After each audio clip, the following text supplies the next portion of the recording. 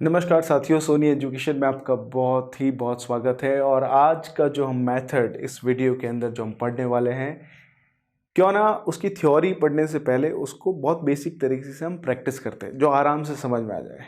ठीक है। सो आपको एक काम करना है, एक छोटा सा, कि मैं जैसे बोलता जाऊंगा आपको उस हिसाब से जो है बोलते जाना है। तो आर यू रेडी? सब लोग रेडी है? तो इस तरह से ही हम इस चीज़ को सीख सकते हैं और बड़ी इंटरेस्टिंग चीज़ है साथियों।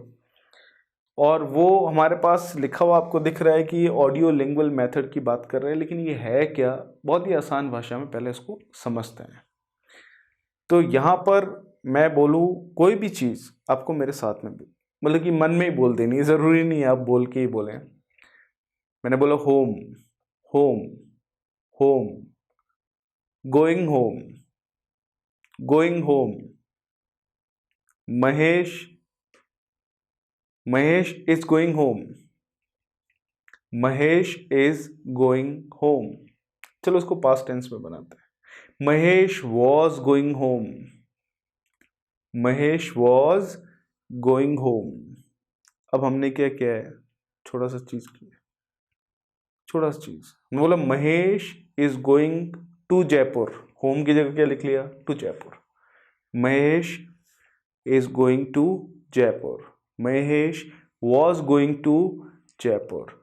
अब मैं बार बार बोल रहा हूँ इन चीज़ों को और आप बार बार बोले जा रहे हो। अगर हम एक क्लासरूम के अंदर है और मैं इन वाक्यों को जिस तरह से हमने जो है आपके सामने रखा है, आप मेरे साथ साथ रिपीट करते जा रहे हैं, जिसके अंदर कोई भी प्रोनाउंसिएशन भी गलत नहीं होना चाहिए। और उसको बार बार 10-15 बार मैं रिपीट करता जाऊँ आपके सामने।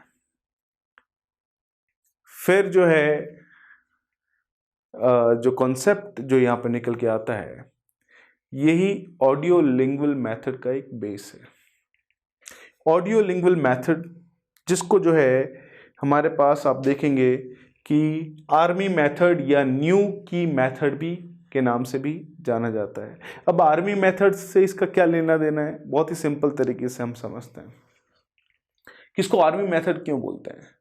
और फिर ये ऑडियो लिंगुअल मेथड का जो भी बेस मैंने आपको समझाया, वो किस तरह से जो है एलैबोरेट करके बहुत ही आसान भाषा में हमारे सामने निकल के आता है, ध्यान दीजिएगा।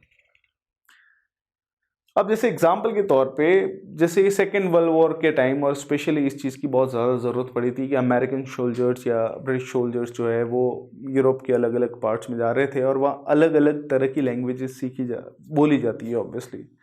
अब ऐसा मान के चलते हैं कि कोई अमेरिकन सोल्जर है और वो जाना चाह रहा है जर्मनी, या उसकी पोस्टिंग हो रही है जर्मनी। अब उसको जल्दी से जल्दी जो है कोई भाषा सीखनी है, वहाँ की भाषा जो उसकी मदर टंग नहीं है। जैसे उसको आती अंग्रेजी है लेकिन उसको सीखनी जर्मन है। अब कम से कम समय में जो है ऐसी कौन सी चीज़ें की जा सकती है?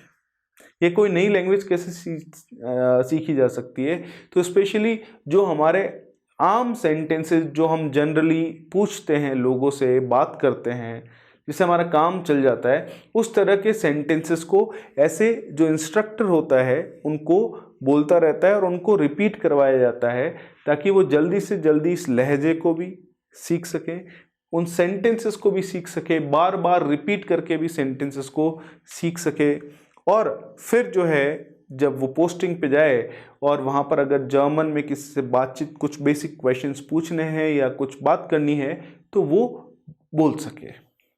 तो इस हिसाब से इसको आर्मी मेथड के नाम से भी जाना गया, या न्यू की मेथड के नाम से भी जाना जाता है। सो यहाँ पे बात होती है ऑडियो लिंगुअल मेथड में बहुत ही बेसिक तरीके से कि जो नेटिव लैंग्वेज है उसका बिल्कुल प्रयोग नहीं किया जाता, जैसे डायरेक्ट मेथड में नहीं किया जाता। जो फॉरेन लैंग्वेज या जो टारगेट लैंग्वेज, या अगर हम हिंदी भाषी और हमें इंग्लिश सीखनी है, तो उस क्लासरूम में फिर वो जो लैंग्वेज है वो वही चलेगी। उसमें सबसे पहले जोर दिया जाता है कि मैं आपको बोलूं कि मेरे साथ बोलिए होम, तो आप सुन रहे हैं, फिर तभी तो बोल रहे हैं, इसका मतलब कि listening is the major factor. Then आप बोल रहे हैं, तो देन स्पीकिंग। फिर ये बेसिक जो प्रैक्टिस की जाती है, उसके बाद में सेकंड लेवल पे, एडवांस लेवल पे रीडिंग और राइटिंग की बात चलती है। सो ये एक क्रम है जिसको भूलना नहीं है सीखने का। LSRW, सबसे पहले लिसनिंग है, फिर स्पीकिंग है, फिर रीडिंग है और फिर राइटिंग है। ये पर्टिकुलर फ्रेम है हमारे पास जिसको दिमाग में रखना है। सो ये बात करता है ऑडियो लिंगुअल मैथड जो है, वो जो आर्मी मेथड या न्यू की मेथड के नाम से भी जाना जाता है, वो बिहेवियरिस्ट थ्योरी पे बेस्ड है। तो हमने बोला ये बिहेवियरिस्ट थ्योरी क्या होती है? बिहेवियर तो आप समझ गए, जो ये कहती है कि certain traits of living things and in this case humans could be trained through a system of reinforcement. यानी कुछ ऐसी चीजें भी होती है अपने आसपास नेचर के अंदर इंसानों में, जो दूसरे इंसानों को सिखाई जा सकती है रिपीटेशन के थ्रू या अलग तरह की कुछ ड्रिल्स करने से। जैसे मैंने आपको एक भाषा है, जैसे मान लेते हैं हमें बिल्कुल इंग्लिश नहीं आती, लेकिन मैंने आपको बोला मेरे साथ साथ बोलते जाइए, home, going home, Mahesh is going home, Mahesh is going home, Mahesh was going home, Mahesh was going to Jaipur. तो अब मैं जिस लहजे और जिस टोन में मैं आपसे बोल रहा हूँ, जिस प्रोनाउंसिएशन के साथ ये सेंटेंस बोल रहा हूँ, आपको बस उसको बहुत बार रिपीट करते रहना है, करते रहना है, करते रहना है, करते रहना है, ताकि आपका प्रोनाउंसिएशन भी अच्छा हो, आप ध्यान से सुन भी रहे हैं, लिसनिंग भी हो रही है और स्पोकन वाला पार्ट भी हो रहा है, बट लैंग्वेज नेटिव लैंग्वेज नहीं है, राइट। सो ये यही बात कर रहा है कि कहीं न कहीं अगर करेक्ट यूज़ किया जा रहा है तो पॉजिटिव फीडबैक दिया जाए, अगर इनकरेक्ट यूज़ किया जा रहा है तो नेगेटिव फीडबैक दिया जाए जिनको सिखाया जा रहा है, ताकि उससे जो है वो आप उसकी ड्रिल्स कर सकें, उसको बार बार लैंग्वेज को बोल सकें, सुन के बोल सकें, सुन के बोल सकें। तो लिसनिंग एंड स्पीकिंग की बेसिक लेवल पे बहुत ही अच्छी प्रैक्टिस हो जाती है इस मेथड के अंदर, जिसको हम क्या कहते हैं? ऑडियो लिंगुअल मेथड, जिसको आर्मी मेथड के नाम से भी जाना जाता है और जिसको हमारे पास जो है न्यू की मेथड के नाम से भी जाना जाता है। अब यहाँ पर हमारे पास जो है बेसिक कॉन्सेप्ट आता है कि this approach to language learning was similar to another earlier method called direct method, जिसके बारे में बात हुई हमारी। इसकी जो अप्रोच है वो डायरेक्ट मेथड जैसी है कि आप नेटिव लैंग्वेज का यूज़ नहीं कर सकते, बहुत ही सिंपल सा कॉन्सेप्ट हमारे पास है। लेकिन कहीं की डायरेक्ट मेथड की जब हमने बात की, या जो वीडियो हमने आपके सामने रखा है उसमें हमारी बात की कि उससे अच्छी खासी वोकेबलरी डेवलप हो जाती है। लेकिन ये जो मेथड है हमारे पास, इससे कहीं न कहीं इतनी वोकेबलरी इम्प्रूव नहीं होती, क्योंकि इसमें वोकेबलरी पे इतना फोकस नहीं होता है। जैसे डायरेक्ट मेथड में तो जो है कहीं कहीं आपको चीज़ों को समझाया जाता है ऑब्जेक्ट्स दिखा के, है ना। जैसे आपको मार्कर सामने ले आया, आपको बोला मार्कर है ये, तो आपको डायरेक्ट जो है ऑब्जर्वेशन के थ्रू चीज़ें समझ में आ रही है। लेकिन यहाँ पे ऑब्जर्वेशन की बात ही नहीं है, या तो बिहेवियर की बात है, किस तरीके से एक पर्टिकुलर सेंटेंस बिहेव करता है इंसान, उसको बोलता है और आप उसको रिपीट करते रहते हैं। देखिए बहुत ही इंटरेस्टिंग सी चीज़ हमारे पास है। The teacher drilled students in the uses of grammar. कहीं कहीं बोलने में जो सेंटेंसेस है उसमें आपने देखा होगा कि हमने बोला कि महेश इज़ गोइंग होम और फिर हमने बोल दिया महेश वॉज गोइंग होम। तो ग्रामर का भी जो है ये चीज़ रिपीट हो रही है, या फिर आप कह सकते हैं ग्रामर के कॉन्सेप्ट भी जो है यहाँ पे अप्लाई किए जाते हैं। तो यहाँ पर जो है नेक्स्ट आता है कि apply to language instruction and often within the context of the language lab.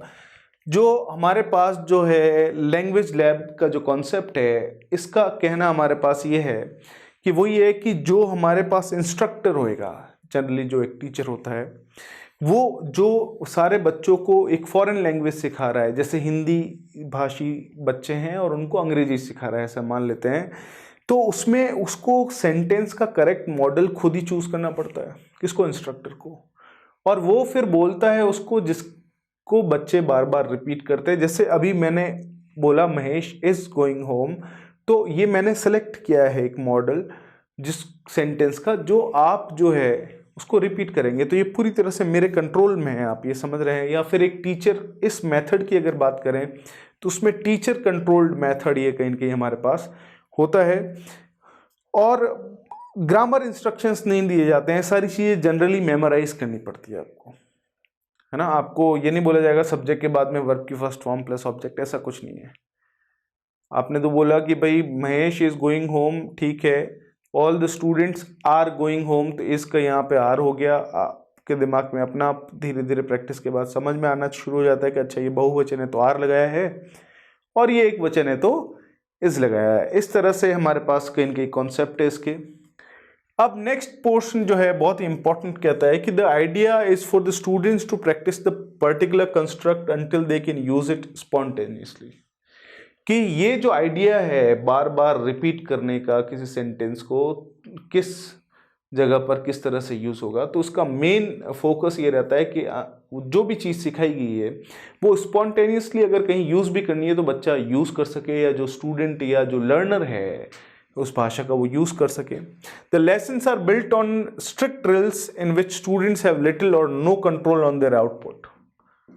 यानी एक स्ट्रिक्ट ड्रिल्स होती है, जैसे एग्जांपल के तौर पे एक ही सेंटेंस को 10 बार बोला जा रहा है, टुकड़ों में तोड़ के बोला जा रहा है, अलग अलग तरीके से बोला जा रहा है, लेकिन बहुत स्ट्रिक्ट होती है ड्रिल्स, और वही स्टूडेंट्स का जो है आउटपुट पे कंट्रोल नहीं रहता है, क्योंकि वो टीचर जो है, जो इंस्ट्रक्टर जो है, वो जिस सेंटेंस फॉर्मेशन को या जिस मॉडल ऑफ सेंटेंस को बताएगा उसी को बार बार रिपीट करना होता है। फिर हमारे पास the teacher is expecting a particular response and not providing the desired response will result in a student receiving negative feedback। या फिर यहाँ पर आप देख सकते हैं कि बहुत ही इंटरेस्टिंग सी चीज़ ये हम सीखना चाह रहे हैं कि जो टीचर के हाथ में ये पूरा कंट्रोल होता है कि जहाँ से नेगेटिव फीडबैक आ रहा है उसको बताएं, या जो गलत कोई यूजेस, कोई ग्रुप गलत बोल रहा है या कुछ स्टूडेंट गलत अगर बोल रहे हैं, कोई भी सेंटेंस के रिपीटेशन में उनका प्रोनाउंसिएशन अगर गलत बैठ रहा है तो वो उसको नेगेटिव फीडबैक दे के ऐसा ना करें। सो कहीं कहीं this type of activity for the foundation of language learning is in direct opposition of communicative language teaching. तो यहाँ पर ये बहुत ही इंपॉर्टेंट चीज़ हमारे पास आती है साथियों, कि ये जो तरीका है वो कहीं न कहीं कम्युनिकेटिव लैंग्वेज टीचिंग के बिल्कुल ऑपोजिट है। क्योंकि आप देखेंगे कि डायरेक्ट मेथड में अभी हमारी बात हुई थी एक वीडियो के अंदर जिसमें डायरेक्ट मेथड की बात की थी हमने, तो उसमें हमने देखा कि देखिए स्टूडेंट्स आपस में बातचीत करते हैं, कॉन्वर्सेशन होता है, अपने विचारों को रखने का नेटिव लैंग्वेज में नहीं होगा वो। तो ये क्या है, कम्युनिकेटिव हमारे पास जो लैंग्वेज टीचिंग है उसका पोर्शन है वो, तो उसमें इंसान के दिमाग में जो विचार आ रहे हैं उनको वो रख सकता है, चाहे गलत रखे एक बार, लेकिन धीरे धीरे वो सीख जाता है। लेकिन यहाँ पर हमारे पास बात चल रही है कि जो टीचर ने या जो इंस्ट्रक्टर ने जो मॉडल दिया है या जो सेंटेंस स्ट्रक्चर या किसी भी तरह का स्ट्रक्चर बोला है, तो आपको उसी को रिपीट करना पड़ेगा। कहीं न कहीं जो आपकी कम्युनिकेटिव जो लैंग्वेज टीचिंग है वो कहीं न कहीं इसमें धरी की धरी रह जाएगी। ये एक बड़ा ही ड्रॉबैक निकल के आता है किसका, ऑडियो लिंग्वल मेथड का। नेक्स्ट हमारे पास इसकी हिस्टोरिकल रूट्स हमारे पास क्या है कि ये ऑडियो लिंग्वल मेथड जो है किस तरह से जो अंग्रेजी भाषा बोलने वाले जो जगहें हैं उन पे किस तरह से ये आया है। तो यहाँ पर ये कहीं कि 3 हिस्टोरिकल सर्कमस्टांसेस, कुछ सिचुएशन हुई जिनके कारण ये मेथड जो है बड़ा ही फेमस हुआ था। उसमें जो है सबसे इम्पोर्टेंट लियोनार्ड ब्लूमफील्ड करके एक बहुत ही फेमस लिंग्विस्ट रहे थे, उनका बहुत ही अच्छा काम है इस चीज़ से रिलेटेड, ऑडियो लिंग्वल मेथड से रिलेटेड। तो the prime concern of American linguist in the early decades of the 20th century had been to document all the indigenous languages spoken in the US। ये बोला जा रहा है कि early 20th century जो रही है हमारे पास, उसके अंदर जो ज़्यादातर लिंग्विस्ट जो थे वो ये ढूंढने की कोशिश कर रहे थे या ऐसे चीज़ पता करने की कोशिश कर रहे थे कि भाई अंग्रेजी बोली तो जाती है लेकिन अलग अलग जगह अलग अलग लहजे में अलग अलग कुछ वर्ड्स ऐसे होते हैं जो डिफरेंट हो जाते हैं। जैसे अगर राजस्थान की बात करें तो आप देखेंगे कि राजस्थानी भाषा जो है वो अलग अलग उसके बहुत सारे पोर्शंस है। मतलब कि आप देखेंगे कि ढूंढाड़ भाषा क्षेत्र में अलग भाषा बोली जाती है, तो कहीं की मारवाड़ क्षेत्र में अलग भाषा बोली जाती है तो दोनों राजस्थानी लेकिन अलग वर्ड्स है, अलग हमारे पास लहजा है बोलने का। सेम का सेम इंग्लिश के साथ में भी होता है। जैसे आप गुजरात में भी देखेंगे तो साउथ पार्ट है गुजरात का, उधर जो गुजराती बोलने का ढंग तरीका वर्ड्स डिफरेंट है, अब नॉर्थ गुजरात में थोड़े से डिफरेंट है। तो इसी तरह से अंग्रेजी में भी ऐसा था। तो अब जो है वो कहीं न कहीं ऐसी चीज़ ढूंढ रहे थे कि भाई ये अलग अलग भाषाओं के जो लोग, एक इंग्लिश भाषा ही है लेकिन अलग अलग तरीके से बोलने वाले जो बहुत सारे अलग अलग लोग हैं, जो आप कह सकते हैं कि जो वहाँ की इंडिजीनियस लैंग्वेज जो है वहाँ के लोग बोलते हैं, या जो आप कह सकते हैं बहुत सालों से वहाँ रह रहे हैं वो बोल रहे हैं, तो उनकी भाषा को समझने के लिए कहीं न कहीं उन्होंने जो है एक मुहिम छेड़ी जैसे। तो अब यहाँ पर बात आई कि जो जो नेटिव टीचर्स जो है, जो वहाँ के लोकल टीचर जो उस भाषा को जानते भी है, वो कहीं न कहीं इसकी हिस्ट्री के बारे में नहीं जानते, या फिर वो उससे रिलेटेड जो लिटरेचर रहा है उस भाषा से रिलेटेड उनको इतना नॉलेज उसको नहीं रहा। तो अब ऐसा नहीं रहा कि कोई थ्योरी नहीं, कोई पढ़ाने का तरीका नहीं, टीचिंग मेथड नहीं, तो वहाँ पर जो है इसको किस तरह से डील करेंगे, तो वहाँ पर हमारे पास बात आती है साथियों कि वहाँ पर ये एक मेथड का यूज़ किया गया जिसको हमने बोला है क्या, ऑडियो लिंगुअल मेथड। वहाँ से कहीं की इसकी शुरुआत होती है, जो बहुत ही इंपॉर्टेंट सा पोर्शन है। फिर है कहीं की लियोनार्ड ब्लूमफील्ड के अलावा जो है B.F. स्किनर करके कोई साइकोलॉजिस्ट रहे, जो बिहेवियरल साइकोलॉजिस्ट कहते हैं जिनको, जो बिहेवियर इंसानों के, चीज़ों के बिहेवियर को कहीं कहीं समझते हैं। तो उन्होंने जो है इस चीज़ पे जो है कहीं कहीं जोर दिया कि रिपीटेशन के थ्रू जो है कोई सेंटेंस बोला गया तो बार बार उसका रिपीटेशन करने से जो है आप बहुत सारी चीज़ों को सीख सकते हैं, किसी के बिहेवियर को सीख सकते हैं, किसी की भाषा को भी सीख सकते हैं। और एक और फैक्टर कहीं कहीं काम आया, वो है वर्ल्ड वॉर सेकेंड, जिसके बारे में हमारी बात चल रही थी कि किस तरह से जो है वर्ल्ड वॉर सेकेंड के अंदर आप अगर किसी दूसरे देश में लड़ाई के लिए जा रहे हैं जहाँ की भाषा आपकी मातृभाषा बिल्कुल भी नहीं है, तो वहाँ फिर आप क्या करेंगे, कैसे करेंगे। तो इसके लिए फिर वो सैनिकों को जो है छोटे छोटे पोर्शन में या छोटे छोटे सेंटेंस को बार बार ड्रिल कराया जाता था, बार बार बोला जाता था, उनको रिपीट करने के लिए बोला जाता था। तो उससे जो है वो कम समय में कुछ इम्पॉर्टेंट सेंटेंसेस जो उनकी आम बातचीत के लिए वहाँ पर ज़रूरी होंगे दूसरे देश में, वो फुलफिल हो जाता है। और इसीलिए इसको आर्मी मेथड भी बोला जाता है। बहुत सिंपल सा हमारे पास है। अब ये चीज़ प्रैक्टिस में किस तरह से आती है कि as mention lessons in the classroom focus on the correct imitation of the teacher by the students. इसका मतलब यहाँ पर ये जो है पहली चीज़ आती है रिपीटेशन, दूसरी चीज़ इसमें आती है इमिटेशन, नकल करने की। जिस लहजे में जो है टीचर बोल रहा है उसी, या इंस्ट्रक्टर बोल रहा है उसी लहजे में जो है उसी तरीके से जो है स्टूडेंट्स को भी बोलना पड़ेगा, रिपीट करना पड़ेगा उसी तरीके से। ये बहुत ही इंपॉर्टेंट चीज़ हमारे पास कहीं कहीं आती है, ताकि स्टूडेंट जो है उनसे एक्सपेक्ट किया जाता है कि वो करेक्ट आउटपुट दे, यानी जैसा बोला जा रहा है उसी मेथड को अप्लाई करते हुए आप जो है उसको वैसा का वैसा वापस रिपीट करिए, ताकि ये जो मेथड अप्लाई करना चाहते हैं वो अप्लाई हो सके, मतलब कि प्रॉपर आउटपुट निकल सके हमारे पास। अब मतलब ग्रामर का यूज़ किस तरह से करना है, ये इसके डायरेक्ट कोई इंस्ट्रक्शंस नहीं होते हैं। ऑब्वियसली रिपीटेशन पे बेस्ड जो चीज़ें चलती है उससे चीज़ें आसान हो जाती है। फिर यहाँ पर जो है टारगेट लैंग्वेज ही हमेशा और हमेशा क्या रहती है, हमेशा टारगेट लैंग्वेज जो होगी वही मोड ऑफ जो है एक्सचेंजिंग थॉट्स होगी। मतलब कि अगर आपको ऑडियो लिंगुअल मेथड के थ्रू जो है चीज़ों को पढ़ना है, समझना है, नई भाषा सीखनी है, तो वहाँ पर आप नेटिव लैंग्वेज का यूज़ नहीं कर सकते।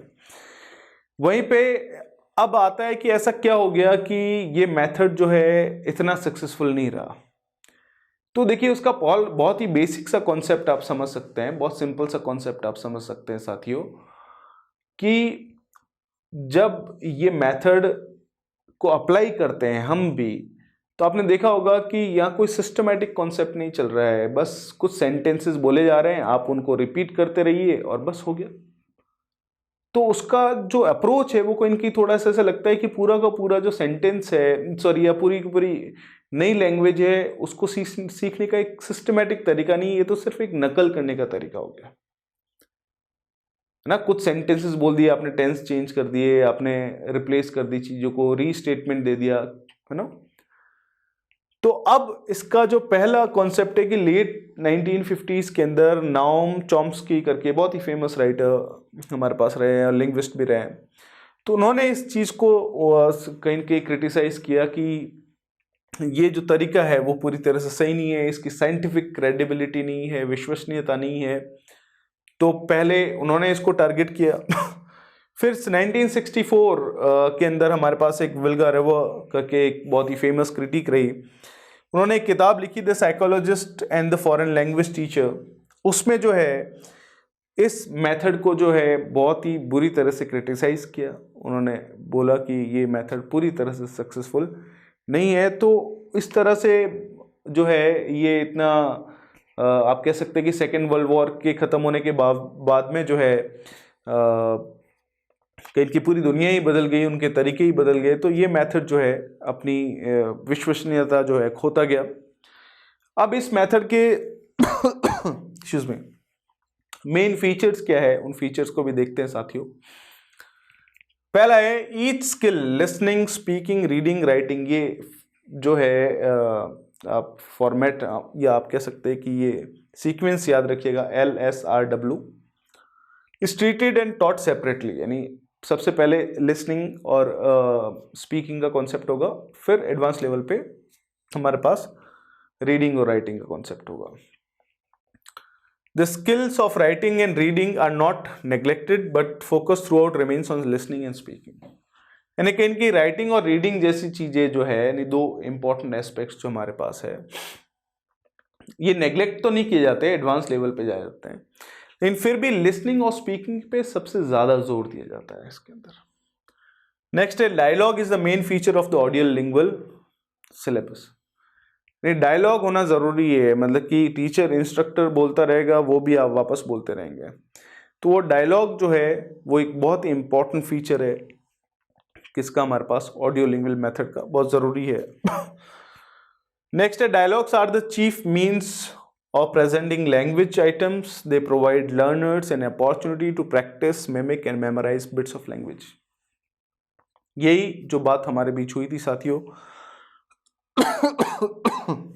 एक्सक्यूज मी, कि डायलॉग जो है वो मेन काम है हमारे पास, उसमें रिपीटेशन भी होगा, उसमें बार बार बुलवाया जाएगा, टुकड़ों में बुलवाया जाएगा, फॉर्म चेंज करके बुलवाया जाएगा, जिनको हम पैटर्न ड्रिल्स कहते हैं। तो पैटर्न ड्रिल्स यूज़ की जाती है, इंपॉर्टेंट टेक्निक है इसकी लैंग्वेज टीचिंग और लर्निंग के लिए। तो पैटर्न ड्रिल वही हो गई कि एक ही सेंटेंस को बार बार बुलवाना या उसके अंदर कुछ चेंजेस करके उसको बुलवाना। The language laboratory was introduced as an important teaching aid। Language laboratory या लैंग्वेज लैब जिसके बारे में हमने बात की थी कि किस तरह से जो है ऑरल ड्रिल्स करवाई जाती है। ऑरल ड्रिल्स का हमारे पास जब बात आती है तो हमारे पास जब ऑरल ड्रिल किस तरह से होती है कि पहला पार्ट होता है जैसे रिपीटेशन, बार बार जो है एक ही सेंटेंस को बुलाया जाता है। फिर इन्फ्लेक्शन आता है, इन्फ्लेक्शन के अंदर ना टेंस चेंज कर लेते हैं, वर्ब की फॉर्म चेंज कर लेते हैं। फिर हमारे पास आता है रिप्लेसमेंट। रिप्लेसमेंट में जैसे एग्जांपल के तौर पे महेश इज गोइंग होम, आप बार बार बोल रहे हो उसको, तो रिपीटेशन हो गया। महेश वॉज गोइंग होम, तो ये वर्ब की फॉर्म में चेंज हो गया, इन्फ्लेक्शन हो गया। उसी तरह से हमारे पास जो है थर्ड कॉन्सेप्ट हमने बोला कि Mahesh is going to Jaipur, तो होम की जगह टू जयपुर लिख लिया आपने, है ना। तो ये हमारे पास जो है क्या आ गया, रिप्लेसमेंट आ गया, आपने किसी वर्ड को चेंज कर लिया। और लास्ट आ गया रीस्टेटमेंट, यानी हमने बोला Mahesh is going to Jaipur, है ना। तो अब इसका तो चलिए ठीक है, मैंने बोला कि do not try to read a bad novel, या you are advised not to read a bad novel. तो जैसे मैंने बोला कि you are advised not to read a bad novel, तो आपने इस सेंटेंस को रीस्टेटमेंट में दे दिया, यानी छोटे फॉर्मेट में दे दिया, आपने बोल दिया don't read a bad novel. बहुत ही सिंपल सा है। तो ये ऑरल ड्रिल्स कहलाती है ये चीज़ें साथियों, जिसके चार बड़े ही इंपॉर्टेंट पोर्शंस होते हैं। पहला हमारे पास क्या है, ऑरल ड्रिल्स में रिपीटेशन। दूसरा हमारे पास क्या है, इन्फ्लेक्शन। तीसरा हमारे पास क्या है, हमारे पास रिप्लेसमेंट। और चौथा हमारे पास है रीस्टेटमेंट, है ना। तो ये पैटर्न ड्रिल्स के साथ साथ में ऑरल ड्रिल्स भी जुड़ती है हमारे पास। Mother tongue was not given much importance similar to the direct method. Obviously native language का यूज़ नहीं होता है, यही चीज़ हमने पढ़ी है। अब ये जो मेथड है साथियों हमारे पास ऑडियो लिंगुअल मेथड, उसकी कुछ टेक्निक्स के बारे में बात करते हैं, जिसका पहला पॉइंट है कि जो इसका जो बेसिक फंडा है कि जिस फॉर्मेट में हमारी या जिस सीक्वेंस की बात चल रही थी LSRW, उसी ऑर्डर में ही चीज़ों को पढ़ाया जाता है। सबसे पहले लिसनिंग पे जोर दिया जाएगा, फिर स्पीकिंग पे, फिर रीडिंग पे और फिर राइटिंग पे ना, इस तरह से हमारे पास चलेगा। फिर वो जो है लैंग्वेज जो है वो पढ़ाई जाती है डायलॉग्स के थ्रू, जिसमें कॉमन जो हमारे पास ये बोलना चाह रहा है कॉमन, आप देख सकते कॉमन स्ट्रक्चर्स ऑफ कम्युनिकेशन, यानी जो कॉमन स्ट्रक्चर होते हैं कम्युनिकेशन की बात करने की, जो बेसिक हमारे पास है। जैसे आपने बोला महेश इज गोइंग होम है, तो अब आई लिख लिया तो आई एम गोइंग होम आ गया, हम जा रहे तो वी आर गोइंग होम आ गया। तो ये इस तरह से जो है एक कम्युनिकेशन के कॉमन स्ट्रक्चर्स यूज किए जाते हैं और कुछ यूजफुल वोकेबलरी जो होती है इनका प्रयोग किया जाता है इसके अंदर। Students are made to memorise the dialogue line by line, यानी स्टूडेंट्स को लाइन बाय लाइन जो है डायलॉग जो है कहीं कहीं मेमोराइज कराया जाता है। ये भी इसका एक बहुत ही इंपॉर्टेंट पोर्शन है। Learners mimic the teacher or tape, listening carefully to all the features of the spoken target language। Student जो है उनके सामने जो भी चीज़ सेंटेंस के तौर पे रखी जाती है, चाहे वो एक किसी टेप के थ्रू हो, फेमस डायलॉग भी होते हैं बहुत बार ऐसे, या जो इंस्ट्रक्टर या जो टीचर है वो किसी सेंटेंस को बोल रहे हैं, तो उसमें जो है बच्चे उसका मिमिक करते हैं, यानी वो जैसा बोल रहे हैं वैसा का वैसा सेम अंदाज में ही उसको जो है बोलते हैं। Through repetition of phrases and sentences a dialogue is learned by the first whole class, then smaller groups and finally individual learners. अब जैसे एग्जांपल के तौर पे मेरे सामने 100 बच्चे हैं, मैंने सभी से एक सेंटेंस बुलवाया, सभी को बोला कि आप जो है बोलिए कि new Delhi is the capital of India. फिर मैंने क्या किया कि 10 बार आप सभी से बुलाया, फिर एक ग्रुप पहले की 4 जो लाइन्स है क्लासरूम में, जो 4 बेंचेस है उनको बोला, फिर अगली 4 बेंचेस को बोला, फिर अगली 4 बेंचेस को बोला, फिर अगली 4 बेंचेस को बोला, 25-25 जैसे 4 ग्रुप्स बांट दिए मैंने। फिर उसमें भी सब ग्रुप्स बना दिए, फिर मैंने 10-10 बच्चों से बोलवाना शुरू कर लिया, फिर फाइनली एक बच्चे को बोला कि आप बोलो। तो इस तरह से जो है कहीं की पूरी क्लासरूम ऑडियो लिंगुअल मेथड्स के थ्रू पूरी क्लासरूम भी जुड़ती है, छोटा ग्रुप भी जुड़ता है और इंडिविजुअल भी जुड़ता है। तो ये भी एक बहुत ही इंपॉर्टेंट सी टेक्निक है हमारे पास, बहुत ही इंपॉर्टेंट सी। रीडिंग और राइटिंग जो है वो नेक्स्ट स्टेज में कहीं ना कहीं प्रोवाइड की जाती है बच्चों को। The aural lesson learn in the previous class is the reading material to establish a relationship between speech and writing. अब हमारे पास जो है कॉन्सेप्ट ये कहता है कि भाई ये जो तरीका है इसके अंदर हमारे पास ऑरल लेसन जो होते हैं वो कहीं न कहीं फॉर्मेट के तौर पे आगे की तरफ यूज़ किए जाते हैं, नेक्स्ट फॉर्मेट जो भी हम सीखना चाहते हैं उसको। और ऑरल लेसन पे सबसे ज़्यादा जोर दिया जाता है, यानी आपको कोई सेंटेंस बुलवाया जाएगा और उसको बार बार बुलवाया जाएगा, फिर वर्ब की फॉर्म चेंज करके बुलवाया जाएगा। लेकिन ये जो ऑरल लेसन है इस पे बहुत ज़्यादा जोर दिया जाता है और ऑडियो पे बहुत ज़्यादा जोर दिया जाता है कि यानी जो ऑर्डर है इसका कि सबसे पहले लिसनिंग होगी, फिर स्पीकिंग होगी, फिर रीडिंग होगी, फिर राइटिंग होगी, इस ऑर्डर पे बहुत जोर दिया जाता है। और इस जोर के दौरान जो पहले 2 पार्ट्स है लिसनिंग और स्पीकिंग, इस पे सबसे ज़्यादा जोर होता है। और लिसनिंग जो है सबसे बेसिक कंपोनेंट है इसका, है ना। लिसनिंग जो है वो बहुत ही ज़रूरी इसलिए हमारे पास रहती है कि आप सबसे पहले सुनेंगे तभी आप बोलना शुरू करेंगे। ऐसे बच्चे जो सुन नहीं सकते तो वो बोल भी नहीं पाते हैं, चाहे हो सकता है कि उनकी बोलने की क्षमता तो हो लेकिन उनको पता ही नहीं है कि बोलना क्या है, क्योंकि वो कुछ सुन ही नहीं सकते।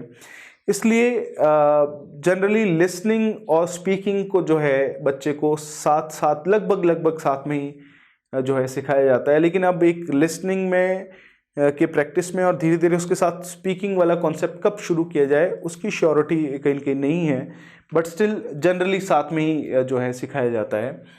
तो speaking is effective through listening, यही हमारे पास बात हुई कि हम साउंड्स को जो है सुनते हैं, अलग अलग तरह की साउंड्स को सुनते हैं, उनको डिफ्रेंशिएट करते हैं, तो उसी हिसाब से हम चीज़ों को परसीव करते हैं, लेकिन ऐसा कोई साइंटिफिकली प्रूव कोई कॉन्सेप्ट या कोई स्टडी या कोई एक्सपेरिमेंट नहीं है जो ये बताता हो कि एक इंसान जब ऑडियो लिंगुअल मेथड से सीख रहा है तो वो सीखते समय जो है वो लिसनिंग तो करेगा ही, लेकिन स्पीकिंग कितने समय बाद शुरू करेगा, ये कोई वो नहीं, स्टडी नहीं है। तो जिस हिसाब से क्लासरूम की माहौल होता है, बच्चों की इनकी सीखने की जो तरीके होते हैं, उन पे फिर ये सारी चीज़ें बेस्ड जो है होती है हमारे पास। और लिसनिंग जो है वो इतना जोर नहीं दिया जाता है बहुत सारी स्टडीज़ या बहुत सारे जो टेक्निक्स कहीं की और मेथड्स है उसके अंदर, लेकिन वहाँ पर ये चीज़ हमें बहुत ज़्यादा समझने की ज़रूरत है कि लैंग्वेज जो है उसका सबसे प्राइमरी और सबसे इम्पॉर्टेंट जो चीज़ शुरू होती है वो लिसनिंग से ही होती है, क्योंकि अगर आप सुन नहीं पाएंगे तो आप बोल नहीं पाएंगे। ये एक लिसनिंग कॉम्प्रिहेंशन का बहुत ही इम्पॉर्टेंट पोर्शन है।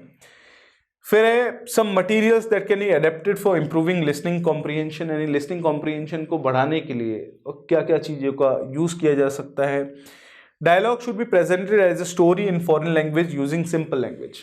जब आप इंग्लिश, जैसे एग्जाम्पल के तौर पे इंग्लिश एक फॉरेन लैंग्वेज है, उसको हम सीखना चाहते हैं, तो वहाँ पर जो है डायलॉग जो है वो कोई स्टोरी के तौर पे आप दे सकते हैं ताकि बच्चे या जो भी सीखने वाले उसको रिपीट करें बार बार, लेकिन वो सिंपल लैंग्वेज में होए ताकि समझने में इतनी दिक्कत ना होए, प्लस बच्चे को धीरे धीरे धीरे अच्छे लेवल पे ले जाया जा सकता है। पहले ही बहुत ही टफ लैंग्वेज का यूज़ करेंगे तो मेरे को लगता है और हम सबको लगता है कि इतना इंटरेस्ट नहीं बनता है हमारे पास।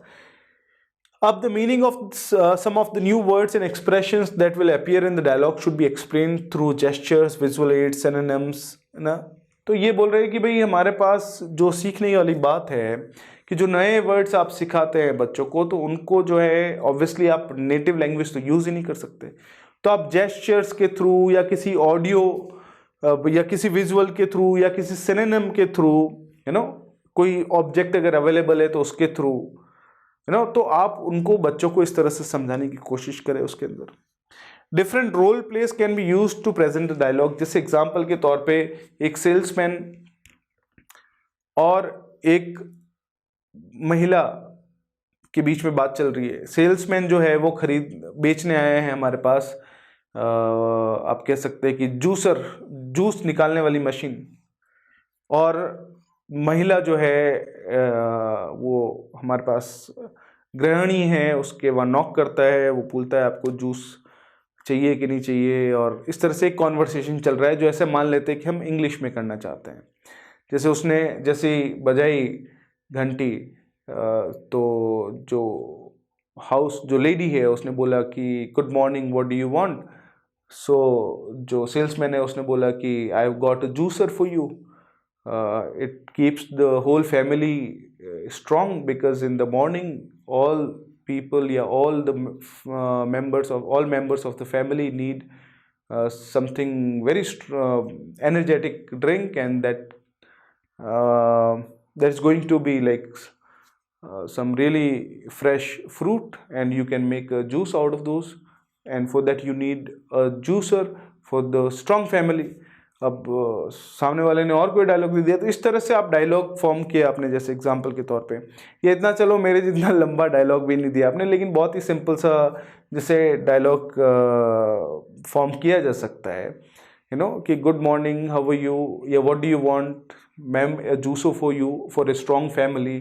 No, I don't want one because I have already bought yesterday, I have already bought it yesterday, या आई बॉट इट यस्टरडे।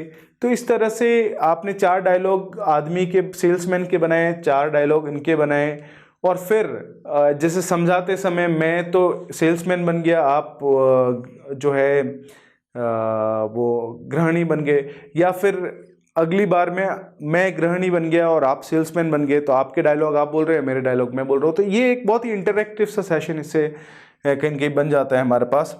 इनको रोल प्लेस हम कहते हैं। Without stopping, the dialogue can be gone through to hear how the entire conversation sounds at normal speed, यानी उसको normal ही रखे, बहुत ही simple सा है। और बहुत सारी एक्टिविटी भी कराई जा सकती है लिसनिंग वाले पोर्शन के लिए। तो ये हमारे पास लिसनिंग कॉम्प्रिहेंशन एक बहुत ही इंपॉर्टेंट पोर्शन आता है ऑडियो लिंगुअल मेथड का।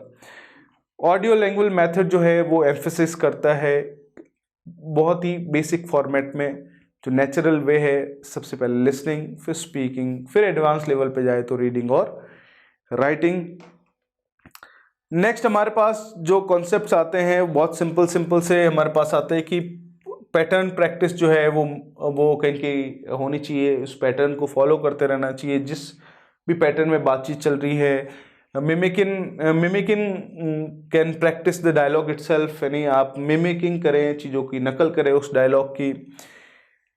कहीं कहीं आप जो है परफॉर्मेंस दे उस डायलॉग की क्लासरूम के सामने। जैसे एग्जांपल के तौर पे आप एक स्टूडेंट है, नई लैंग्वेज सीख रहे हैं, आपको मैंने ड्रिल करवाया या पैटर्न ड्रिलिंग करवाई, आपसे ऑरल ड्रिलिंग कराई, उसके बाद में कुछ डायलॉग्स दिए आपको बोला आप सामने आइए और सबके सामने वो जो दो कैरेक्टर्स है, सेल्समैन और गृहिणी वाले, वो दोनों कैरेक्टर आप खुद बन के देखिए उसको और जोर जोर से बोलिए उसको। तो इस तरह से जो है रोल प्लेस भी किए जाते हैं। और यहाँ पर बहुत सारे एक्सपेरिमेंट्स और बहुत सारे कॉन्फिडेंस की ज़रूरत रहती है, क्योंकि बहुत सारे बच्चे शर्मा भी जाते हैं, नहीं आते, तो वो सीखने के लिए अपने आप को और भी ओपन माइंडेड रखना ज़रूरी है। ये बहुत ही इंटरेस्टिंग सा हमारे पास मेथड है सीखने का, लेकिन इसकी कुछ रिक्वायरमेंट्स है जिसमें बहुत ही इम्पॉर्टेंट चीज़ आती है पार्टिसिपेशन, जो सबसे ज़्यादा ज़रूरी है साथियों। नेक्स्ट हमारे पास इसके एम क्या है कि oral skills are use systematically to emphasise communication. Communication के लिए जो है लैंग्वेज कहीं की वो फॉरेन लैंग्वेज सिखाई जाती है, सबसे मेन एस्पेक्ट हमारे पास इसका यही है।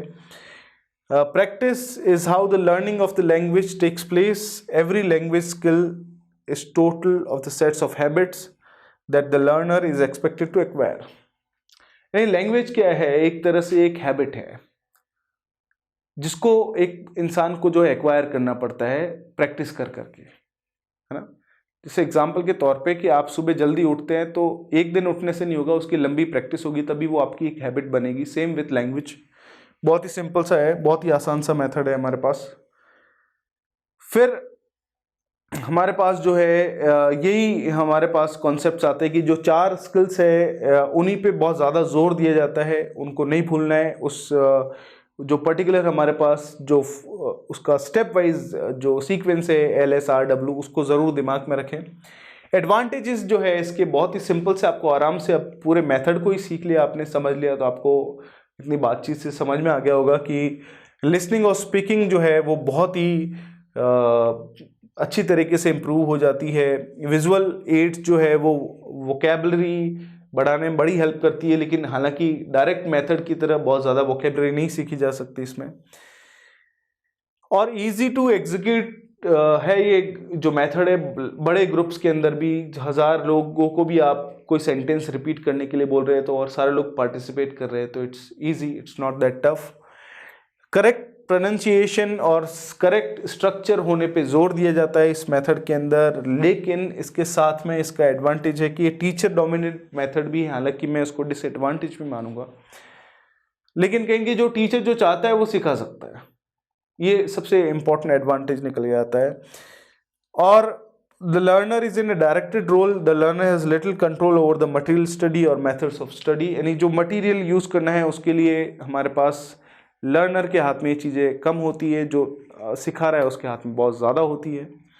डिसएडवांटेजेस हमारे पास है कि ये जो बिहेवियरल हमारे पास अप्रोच जो है, जिसमें किसी इंसान के बिहेवियर को नोट करके उसी के लहजे में आप लैंग्वेज को सिखा रहे हैं, है ना। जैसे एग्जांपल के तौर पे इंग्लैंड में जिस लहजे और के साथ अंग्रेजी बोलते हैं, अगर हमें वही लहजा कॉपी करने के लिए बोला जाए तो बहुत अजीब सा होगा, क्योंकि हम अपने इंडियन स्टाइल में इंग्लिश बोलेंगे ना। जिस तरह से यूरोप के लोग इंग्लिश बोलते हैं तो लोग बोलते हैं अरे बड़े कूल है, बहुत ही डिफरेंट तरीके से बोलते हैं, और हम लोग बोलते तो बोलते अरे ये तो ब्रिटिश स्टाइल से नहीं बोल रहे हैं, ये तो देसी तरीके से बोल रहे हैं। ऐसा कुछ नहीं है, वो बिहेवियर जो है वो कॉपी करने की हमें ज़रूरत नहीं है, ये वीकनेस है इसकी। It does not pay sufficient attention to communicative incompetence.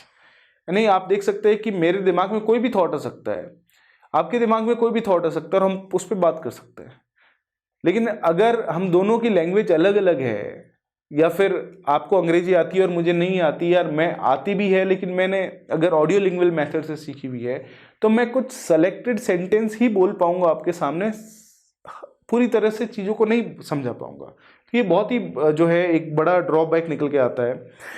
और only language form is considered while meaning is neglected, यानी बहुत ही सिंपल सी बात है हमारे पास कि जो लैंग्वेज की फॉर्म है वही इम्पॉर्टेंट हो जाती है। जैसे अब मैं बोलूँ कि महेश इज़ गोइंग होम, तो आप उसी को रिपीट किए जा रहे हैं, उस चीज़ को रिपीट किए जा रहे हैं। इसका मतलब कि उसकी मीनिंग पे ज़्यादा जोर नहीं दे रहे, आप उसके रिपीटेशन पे ज़्यादा जोर दे रहे हैं।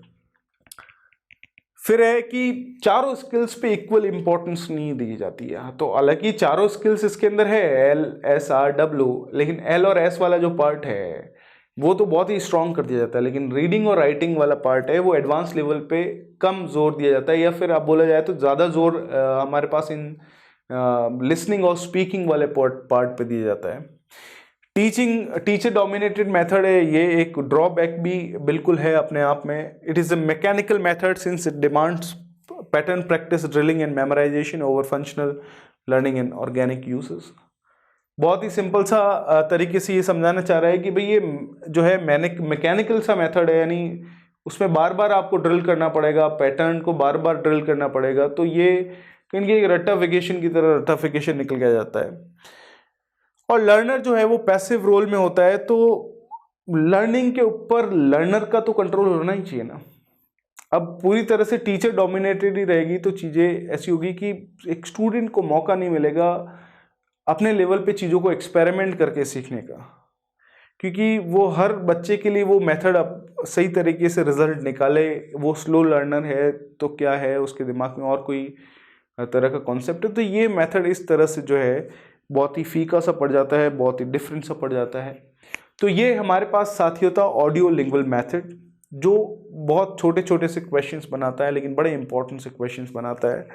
और यहाँ पर जो है मैं चाहूँगा कि इस पे बेस्ड क्वेश्चंस हम बिल्कुल एक पूरा का पूरा टेस्ट के लिए एक पूरा का पूरा वीडियो है जिसके अंदर टीचिंग मेथड्स पे बेस्ड बहुत सारे क्वेश्चंस है, उसमें इससे रिलेटेड भी क्वेश्चंस आएंगे, तो आप उस वीडियो को भी ज़रूर देखें।